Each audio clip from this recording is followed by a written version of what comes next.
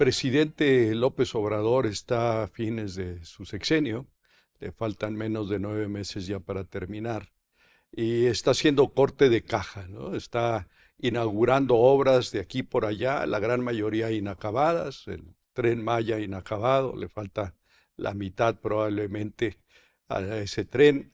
La refinería, pues ya la había inaugurado hace un buen rato, pero sigue sin dar gasolina, probablemente se tarde quizás 2 años después de haberse inaugurado para que dé un poco de gasolina y otros, el aeropuerto, el AIFA, pues que ha sido un aeropuerto que es un aeropuerto muy modesto, pero ha sido sobre todo un aeropuerto que no ha servido mucho para ayudar en el tránsito aéreo del Valle de México y en particular de la Ciudad de México.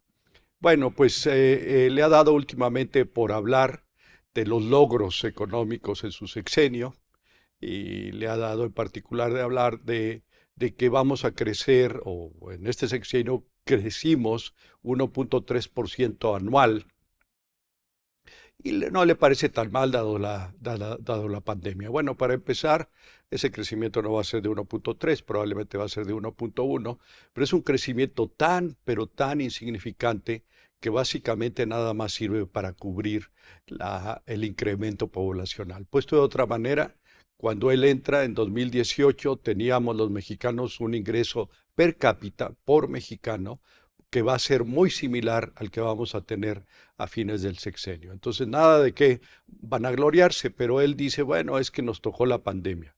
Pues sí, todo es relativo, pero en otros países el crecimiento fue mucho mejor, a pesar de que también hubo obviamente la pandemia. Por ejemplo, Brasil y Chile probablemente tengan más del 2%, no 1.1% de crecimiento anual.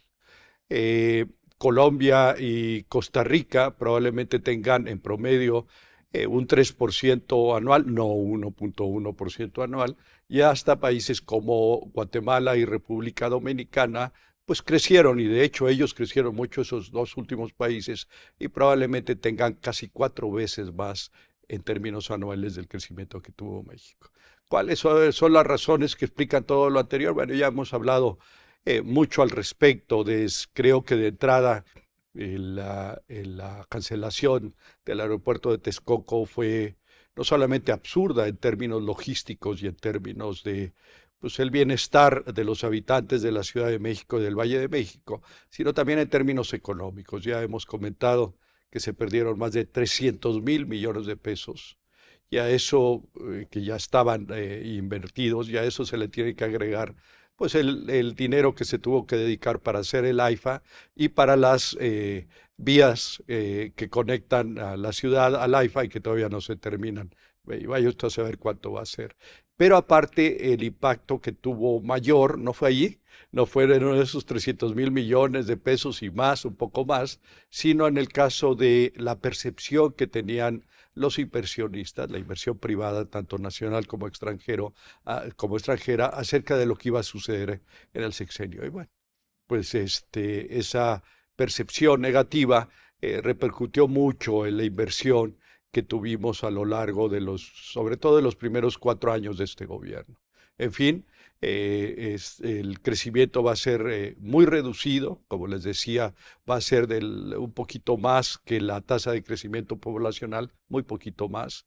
Y lo que nos ha sostenido, curiosamente, al menos en términos de la pobreza registrada en este sexenio, fueron las remesas, unas remesas que nuestros paisanos, héroes, la verdad es que héroes que están fuera de México y mandan a sus familiares dentro de México, que son notables, de un poco más de 30.000 millones de dólares que mandaban a México allá por el 2018, ya están mandando más de 60.000 millones de dólares. Eso ayuda mucho en términos de abatimiento de pobreza, pero también para incrementar, impulsar un poco el crecimiento económico del país. En todo caso, pues, el presidente no tiene para nada de qué vanagloriarse en el caso de la economía y habrá que ver qué otros argumentos usa en el resto de su sexenio.